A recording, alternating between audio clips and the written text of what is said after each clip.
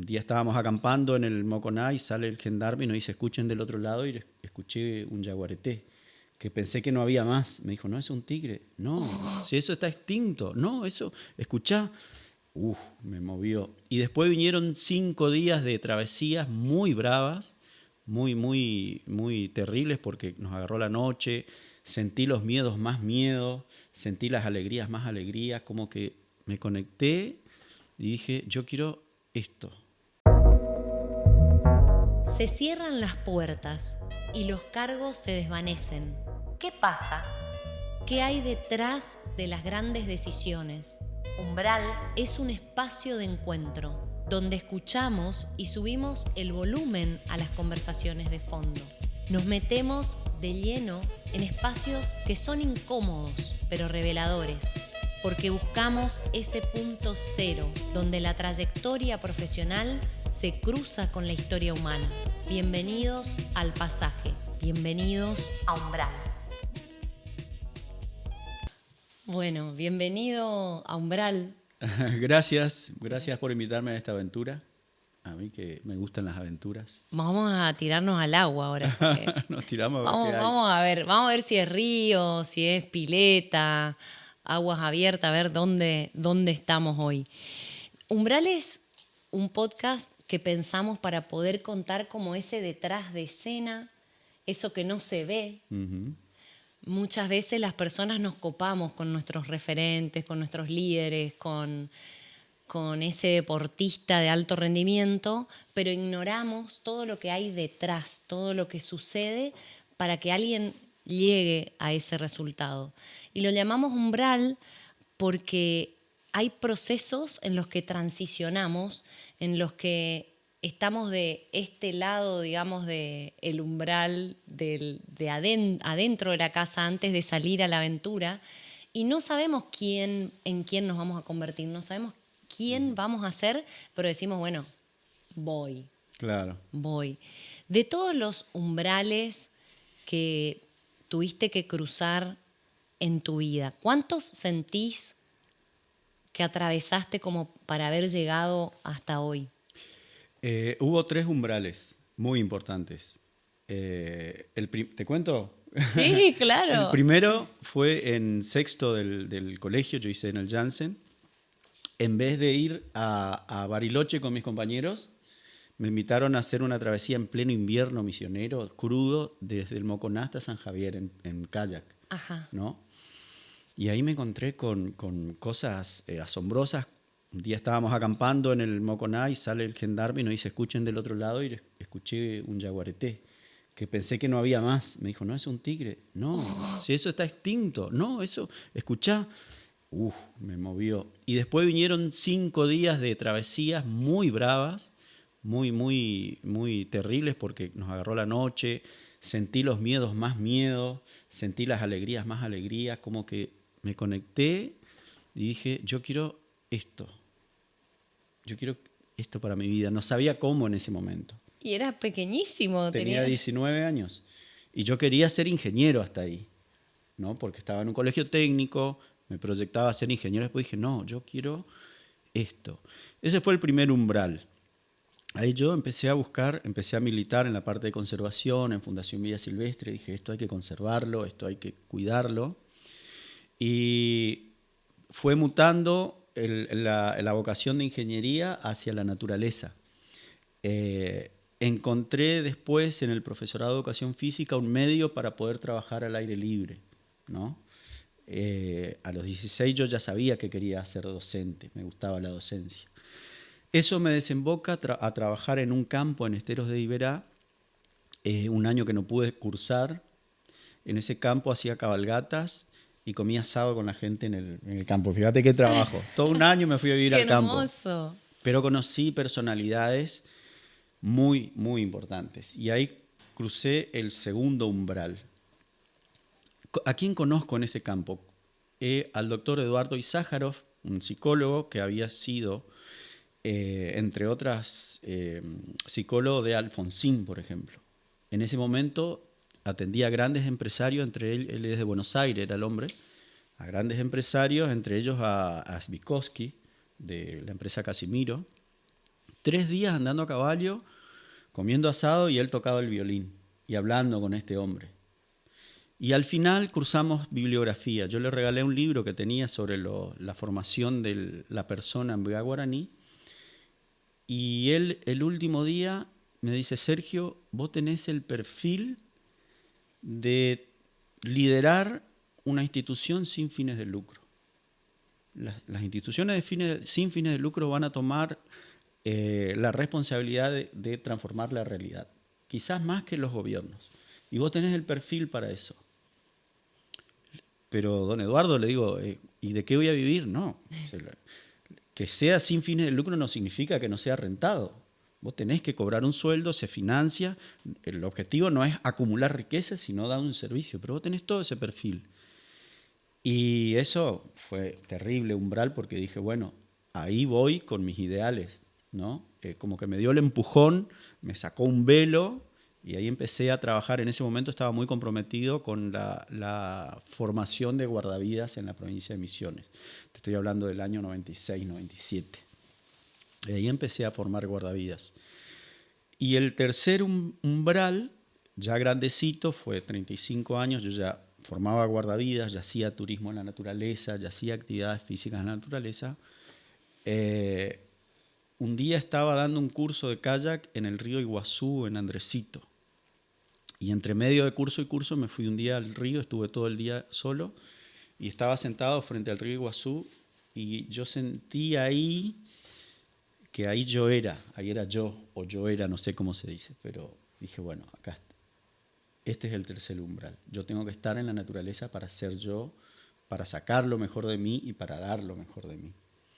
Y bueno, esos son los 3 umbrales. Tremendo. Y después de haber cruzado esos umbrales de ese camino, ¿quién sentís que es Sergio hoy? ¿En qué se convirtió? ¿En qué se convirtió Sergio? Un hombre formado a orillas de un gran río, autodidacta, que está devolviendo a la sociedad, a su realidad, todo lo que esa sociedad le dio. Yo me he nutrido de personas, profesores, docentes, ídolos, gurú. Vos sos una de mis gurú. Entonces, todo lo que yo recogí de la sociedad, de lo que Posadas o la Argentina o la sociedad me dio, lo estoy devolviendo ahora. ¿Y cómo es para vos emprender en este contexto y con estas características tan particulares que tienen que ver con amar la naturaleza, estar conectado con el aire libre, con el río, con la gente que cuida al río? Uh-huh. ¿Cómo ha sido emprender? Y emprender no es mi fuerte. Yo sé que quiero ir, voy, tengo claro, voy avanzando, tengo paciencia. Y emprender es tratar de comulgar algo que te dé una renta y que te cumpla tus ideales, los ideales que vos tenés. ¿Cuál es mi ideal hoy en día? Ya finalizando mi periodo de formación de guardavidas, estoy enfocado en desarrollar el ecoturismo en la provincia de Misiones, colaborar todo lo que puedo, porque entiendo que eso es una herramienta para la conservación de la naturaleza, de los ríos, de los arroyos, de la selva, ¿sí? Poner ecoturistas a caminar en la selva va a hacer que esos lugares sean más cuidados, resguardados, vigilados y conservados. ¿Y qué rol juega hoy la seguridad en esto que es el ecoturismo, la gente que está en el río? Te nombro estos distintos Sí. sectores que yo sé que son en donde vos estás. ¿Qué rol juega la seguridad? ¿Se le da importancia? ¿No se le da importancia? ¿Vos cómo lo ves? La seguridad cobra un rol fundamental porque cuando hay un accidente el precio que se paga es muy caro. O sea, la actividad y todo el movimiento vuelve para atrás. Entonces, ¿qué compra una persona que contrata un servicio de ecoturismo en Misiones? Compra seguridad. Compra que vos lo lleves a conocer la selva, a vivir la experiencia en la selva, en las aldeas, y que vuelva segura a su casa. Compra seguridad. O sea, es clave la seguridad. Lo primero, te diría. Después se debería construir las experiencias que uno quiere ofrecer, ¿no? Y en el río también. ¿Por qué va la gente a nadar en aguas abiertas conmigo? porque yo le vendo seguridad, le vendo en un buen sentido, yo le doy un marco de seguridad. Entonces, en tanto y en cuanto uno pueda mostrar una actividad segura, la gente se va a animar. Y ahí viene el beneficio para la gente, ¿sí? Hay mucha gente que no se anima a nadar en aguas abiertas porque tiene miedo. En tanto y en cuanto le ofrezcamos un marco de seguridad, se va a quedar tranquila. Y en el ecoturismo también. En noviembre pasado llevé 2 docentes de botánica de la Universidad de Madrid a Yabotí. Me pidieron que querían ir a conocer Selva Virgen y le habían dado mi referencia para ir. Gente mayor que quería ir a hacer la experiencia en forma segura. Se contrató una camioneta de un vaqueano que tengo, llegamos, bajamos todo en el lugar y le mandé al vaqueano con la camioneta a revisar un sendero a ver si estaba bien para ir a visitar con esta gente. Ese momento que la camioneta no estuvo, la gente no disfrutó. No se quería mover del campamento, miraba el camino cada rato a ver si volvía la camioneta. No la disfrutó. Cuando volvió la camioneta, agarraron sus largavistas, su libreta de anotaciones y salieron a caminar y a observar árboles. Entonces, eso es la seguridad en el ecoturismo y en las actividades físicas en la naturaleza. ¿Y qué cosas tenés en cuenta vos a la hora de entrenar a alguien que entrena en aguas abiertas o alguien que entrena para ser guardavidas? ¿Cuál es tenés un modelo ahí? Sí, para la gente adulta que va a entrenar en aguas abiertas, lo primero que trato es de empatizar, es decir, de saber la persona qué quiere, por qué viene a nadar al río, porque hay diferentes objetivos, ¿no? Entonces, de acuerdo a lo que la gente me dice qué quiere, yo lo voy guiando hacia eso, ¿no? Con la formación de guardavidas es muy, muy diferente. Con la formación de guardavidas uno tiene que tratar de que la persona esté dispuesta a vencer sus límites. Lo bueno del curso de guardavidas, que es como la colimba en el agua, es que la gente es un constante vencer límites.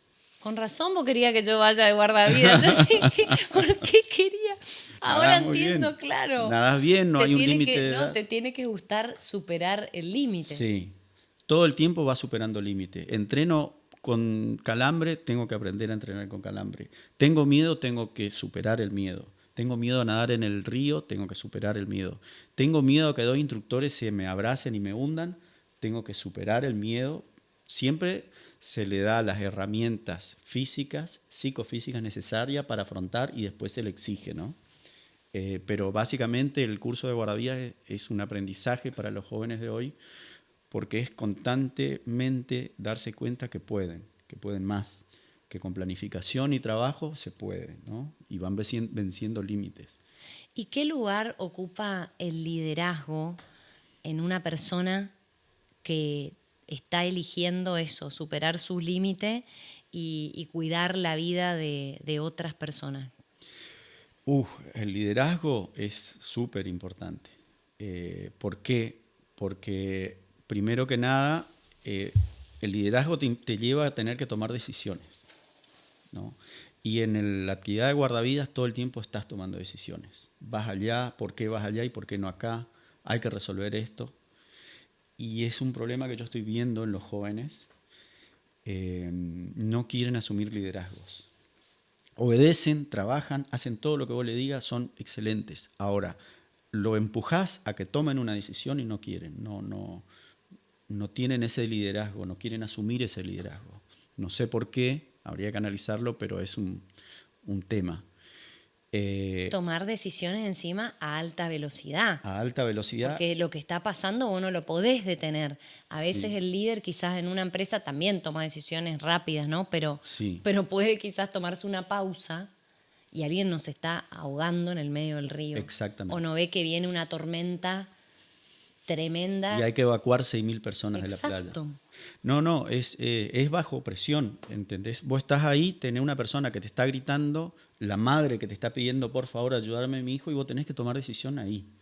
La decisión es Frío. o te plantás y separás, o te tranquilizás y sabés que tener tiempo, ¿no? Pero lo que hacen en ese momento la gente más joven, porque nosotros incorporamos guardavidas todos los años a los balnearios, es apoyarse en los más viejos y que diga qué tengo que hacer. cuando esa persona tiene las herramientas para tomar decisiones.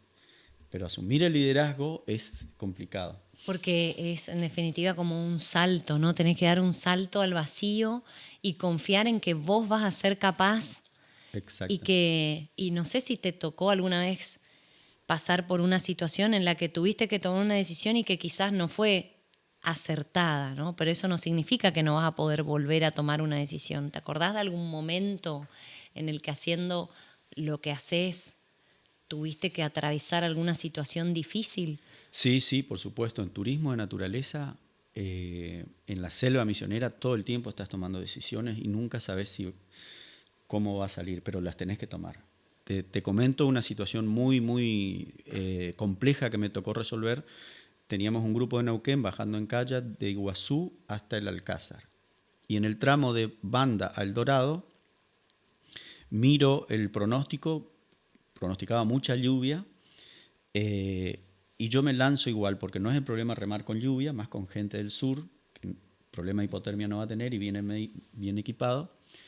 Sí, el problema iba a ser si había tormentas eléctricas. Pues en pleno río se largaban unas descargas tremendas, y la gente me empezó a presionar: Sergio, ¿qué hacemos?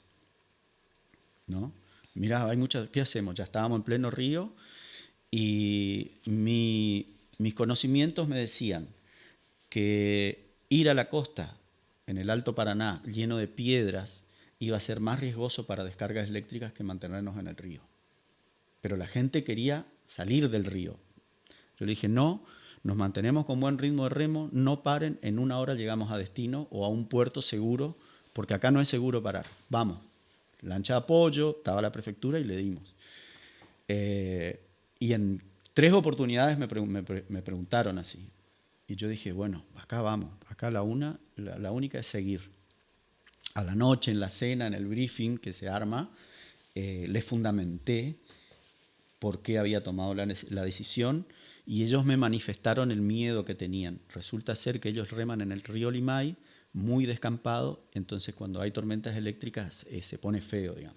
Claro. Entonces, pero en todo momento yo tomé la decisión, me mostré en forma segura y les di confianza de que iba a estar todo bien. Entonces el liderazgo ahí funcionó, aunque yo por dentro tenía peleas de 4 leones en la cabeza para tomar la decisión. Y el liderazgo en el turismo de naturaleza es muy importante, porque vos tenés que transitar diferentes tipos de liderazgo. Chicos, ¿comemos acá o remamos 1 hora más y comemos más adelante? Todos votan y eligen comer más adelante. Ahí hay un líder democrático. Claro, ahí se puede ser democrático. Ahí se puede ser democrático. Acá en esta situación de estrés se rema y nadie para. Exacto. Ahí Líder era autoritario. un autoritario. Entonces, lo que se usa en el turismo de naturaleza se llama liderazgo situacional. Vos tenés que adaptar los diferentes tipos de liderazgo a la situación que te toca atravesar. Tremendo. Tremendo. Que es otra habilidad blanda en el turismo de naturaleza, la conciencia situacional, cuando vos tenés que analizar lo que ves, pero también lo que va a venir y lo que se está viniendo. Es complicado, digamos. Me imagino la gente que nos está escuchando y pienso en algo que me tocó, de hecho, coachear una vez, que fue una señora que tenía muchísimo miedo al agua. Uh-huh. Vivía en Misiones, imagínense, río por todos lados, pileta, calor, verano, hasta que un día dijo: bueno, esto no da para más. Uh-huh. Tenía varias nietitas que querían a toda costa que la agua de acompañante a natación, y entonces vino acá para ver si podía superar ese miedo. Yo lo trabajé con las técnicas que tenemos de programación neurolingüística y funcionó, pero te vi muchas veces acompañar a la gente en el agua y darle esa confianza.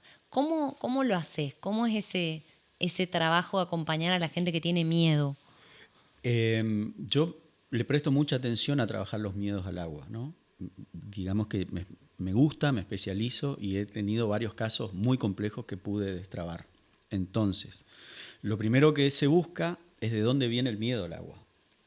viene de una experiencia traumática en la niñez, viene de el miedo impuesto por una madre o un padre, porque una madre que tiene miedo al agua Claro. le transmite al hijo: no te vayas allá que te vas a ahogar, cuidado que es peligroso, no te metas al hondo. Eso Tenés razón, en claro. PNL va quedando, y Claro. a veces vos le preguntás: ¿te ahogaste cuando era chico? ¿Tomaste agua? No, no. ¿Tu mamá tenía miedo? No, no. ¿Tu abuela tenía miedo al agua? Mi abuela siempre. Y bueno, ahí está. Entonces, ahí hay que trabajar mucho la autoconciencia. He llegado a mandar alumnas a constelar Claro. para ver de dónde viene el miedo al agua. Porque tienen tanto bloqueo que ni siquiera saben o ni siquiera se acuerdan. Exactamente. Y a veces viene de atrás ese miedo al agua. Una vez que se comprende eso, se empieza a trabajar, ¿sí? Pero yo veo, y lo principal para que una persona aprenda a nadar es vencer ese bloqueo. Una vez que se vence ese bloqueo, todo el resto viene fácil. Yo veo muchas escuelas de natación para adultos que le metan al adulto patadita, respiración brazada, y vos ves que la persona no disfruta y no se relaja. Entonces, lo primero es relajarse, hacerse amigo del agua, que el cuerpo se sienta bien en el agua, y después todo lo otro es más fácil. Si no se vence ese bloqueo, cuesta horrores. Cuesta mucho. ¿Y qué te obsesiona? ¿Tenés obsesiones de esas que a veces no te dejan dormir? ¿O dónde está puesto tu...? A veces puede ser una obsesión, a veces puede ser algo en el que uno tiene una fijación, un foco. ¿Cuál es el tuyo? Y yo ya, mi parte de formación de guardavidas y seguridad acuática en Misiones, creo que ya está culminando. Ahora quiero potenciar el ecoturismo y el capital humano para el ecoturismo en Misiones. Con eso, cuando no duermo pensando en cómo hacerlo, esperando la inspiración. Esa es mi lucha hoy en día. ¿Por qué? Porque yo estoy viendo en mi operación en excursiones en la selva, estoy teniendo mucho problema de acceso al territorio, porque la gente, los propietarios o administradores ya sea estatal o privado, tienen miedo a la parte judicial. Y el tener una porción de selva sin gente es permitir la entrada a las actividades ilícitas, caza, apeo ilegal, etc. Entonces, lo que yo quiero es desarrollar y potenciar el capital humano para tener buenas prestaciones en ecoturismo, y de esa forma, como te decía, vamos a tener ecoturistas en toda la provincia y selva protegida, cazadores controlados, apeo ilegales vistos, tráfico de fauna también controlado. Eso me quita el sueño. No sé si es una obsesión, pero sí que me quita el sueño. ¿Y cómo hago esto? ¿Cómo no pude esto y cómo hago? Y busco alternativas. Ayer estábamos con Javier en la chacra, en el monte, y yo le decía que cada vez que voy a la naturaleza me admiro de la interconexión que hay, de esa trama silenciosa, ¿no? El micelio, las raíces que se juntan entre los árboles, las copas de los árboles, las hormiguitas que le hacen el trabajo a la tierra que le hace el trabajo con las plantas, todo está conectado. Creo que de alguna forma u otra eso va a llegar, esas personas van a estar y va a suceder, porque también se nota que así como vos hay otras personas que empiezan a despertarse, ¿no? A darse cuenta del valor que tiene vivir en Misiones, vivir en la naturaleza. El Chango Spasiuk dice que somos privilegiados porque hay prácticamente un arroyo para cada misionero. Exactamente. ¿Vos cómo lo ves? ¿Ves que estamos realmente despertando o te sentís solo en esa búsqueda? No, yo creo que estamos despertando. Si es suficiente y si vamos a llegar a tiempo, no lo sé. Pero cada vez hay más gente. Y por eso yo cuando me toca dar un mensaje en las redes, o les digo a los misioneros: no saben lo que tenemos, valoren lo que tenemos. Poder nadar en un río donde estás flotando y te ves las piernas, donde podés tragar agua y no terminás en el hospital, es algo invalorable. Tengo amigos y amigas nadadores en Resistencia, por ejemplo, no tienen la posibilidad de nadar en un río tan limpio, tan fresco, tan íntegro. No tienen la posibilidad de ir a la selva en 40 minutos de auto. Entonces, yo creo que sí, que está llegando, pero igual hay que sacudir un poco a los misioneros, que valoren lo que tienen, y que, porque una vez que lo pierdan, vamos a llorar todos. ¿Y qué crees que tiene que cambiar para que la gente realmente valore lo que tiene? Esto que vos mencionabas, esta experiencia que vos viviste en la chacra, de ver las raíces, de ver las hormigas, la interacción, eso es lo que te conecta, ¿no? Yo creo que la gente tiene que buscar conexión, o si no es todo es un romanticismo nomás. Pero cuando siente que conecta su ser con la naturaleza, sienta que en ese espacio o ese espacio le brinda cosas, yo creo que eso lo va a movilizar, va a generar más compromiso.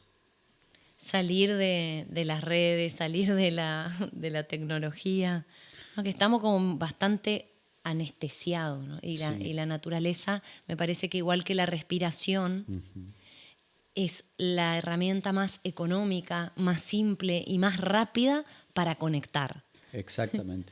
Sí, Basta con descalzarte, ¿no? exacto, descalzarte, ahora que viene el otoño, descalzarte, tirarte al pastito y comer mandarina.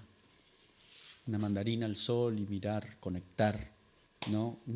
Bien fácil, y nosotros los misioneros tenemos posibilidad de hacerlo en todos lados. Entonces eso es lo que tenemos que, como decía el Chango Espaciuc, que vive en Buenos Aires y sabe lo que es, sabe lo que sufre o lo que le cuesta a la gente ir a un lugar, a un espacio natural lindo, Y ¿no? está cerca, ¿no? Y también me parece respetar los acuerdos. ¿A qué voy con eso? Me acuerdo que la última vez que nos encontramos, vos me contabas que estás trabajando o que están trabajando en poder registrar desde dónde sale la gente a nadar cuando va al río. Y así como en el río, respetar en la selva cuáles son los lugares. ¿Podés contar un poco esta experiencia para que la gente no se largue desde cualquier lugar, me decías vos, ¿no? Claro, se está poniendo de moda la natación de aguas abiertas, Ajá. porque la gente quiere ese desafío, porque le gusta, le llama la atención, porque los que lo hacen manifiestan que es algo maravilloso, porque quieren correr triatlón, por ejemplo, que hace falta nadar en aguas abiertas.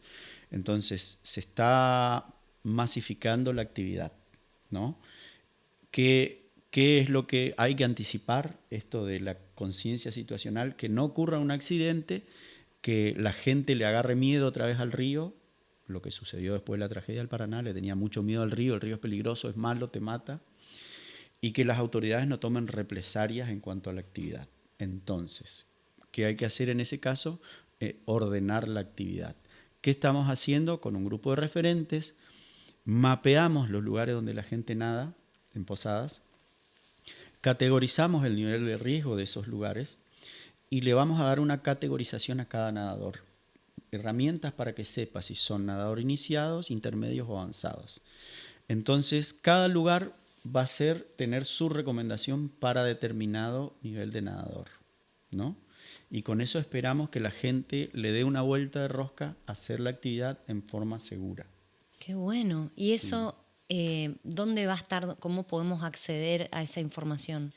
Ya preparamos la información, ahora tenemos que ver a nivel comunicación cómo se va a socializar eso. Se va a hacer un taller participativo que creo que va a ser ahora en abril con todos los nadadores y se le va a explicar cómo leer esas recomendaciones, ¿no?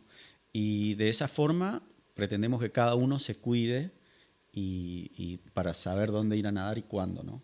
Porque la gente, yo veo mucha gente que va y se tira a nadar al río, termina haciendo patadita agarrado al torpedo, pero sube la foto, actividad desbloqueada en las redes, y bueno, no va por ahí, ¿no? Claro. Porque no es una pileta. Todo lo que se hace en ambientes naturales, tengo que saber que tiene cierta imprevisibilidad, porque la naturaleza es imprevisible.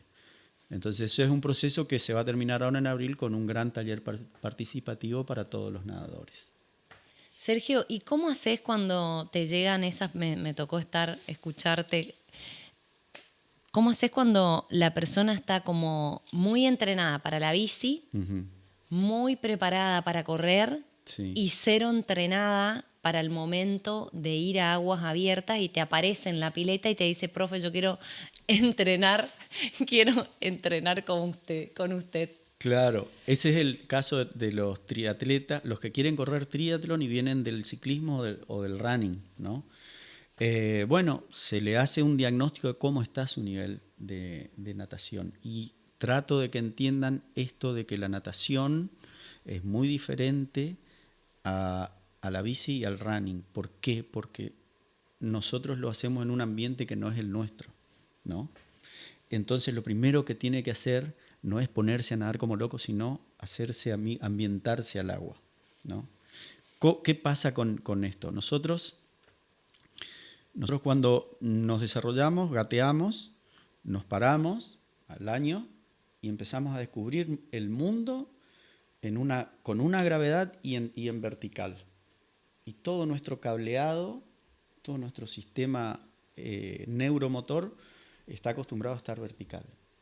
La persona que no aprende a nadar de niño, cuando va de adulto, de repente está horizontal, ya la cabeza se desorienta y encima el oído y la cara llena de agua, agarra pánico y encima en un ambiente antigravitacional. Entonces, esa adaptación tiene que entender la gente que cuesta. Si no lo hice de niño, cuesta de grande y hay que tener paciencia. Por eso lo ideal, y más acá en Misiones, es que un niño no pase de los 12 años sin aprender a nadar o ambientarse al agua, ¿no? Vos sabés que cuando yo era chiquitita, era obligación en mi casa, más que inglés, mucho más que inglés, ir a nadar. Y había un lugar acá en Posada que se llamaba Acuazul, no sé si te acordás, Sí. de Perica. De hecho, ese fue el segundo lugar, porque el primer lugar a donde fui a nadar era en el Itapúa y un perrito me mordió la primera vez que me quise tirar, me mordió la cola la primera vez que me quise tirar a la pileta, un alto susto. Y después era esto de todo el tiempo ir a Agua Azul y teníamos una chequera, viste que del mes te iban sacando los tickets y yo me acuerdo que cuando me sacaban los cheques era como si, viste cuando el preso va Sí. tachando los días y dice, bueno, en cualquier momento ya voy a salir, o cuando uno se siente, digamos, preso de algo. Para mí la natación tenía que ver con el esfuerzo, tenía que ver con hacer todas las cosas porque sí o sí había que cumplir. Y después de eso, en la adolescencia, cuando me había recibido en la universidad, nunca te conté, pero tuve algo que se llama fibromialgia y me habían dicho que era una enfermedad crónica, que es un dolor tremendo en 18 puntos de la espalda. Y cuando me voy a Buenos Aires me dijeron, mira, esto se cura con antidepresivo, no lo tomé. Yendo al psicólogo, no fui. Y por último me dijeron, puede ser con natación. Uh-huh. Y ahí hice 1 año y medio de natación y después dejé de hacer.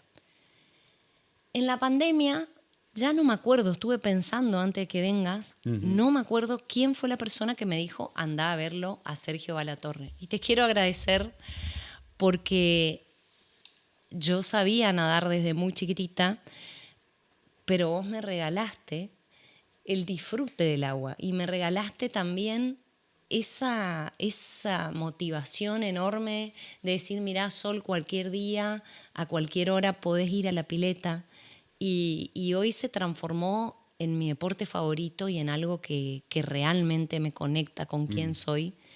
Ni siquiera tengo que ir a la naturaleza, me voy a la pileta. Claro. Así que Sergio, por eso te quería tener hoy acá y agradecerte porque me devolviste la vida y el Wow. disfrute. Wow, wow. Impresionante. Bueno, yo trato de darle ese perfil a mi actividad de natación, que la gente venga a encontrar lo que está buscando. Por eso tal vez, como yo no me identifico mucho con la competencia de alto rendimiento, le digo, yo no preparo nadadores para la competencia. Te voy a enseñar todo lo que es técnica y a disfrutar del agua. Y derivo con otro docente, ¿no? Pero Con bueno, seguridad, a gracias. disfrutar. Muchas gracias, Sergio, por Gracias haber a vos. venido. Un placer.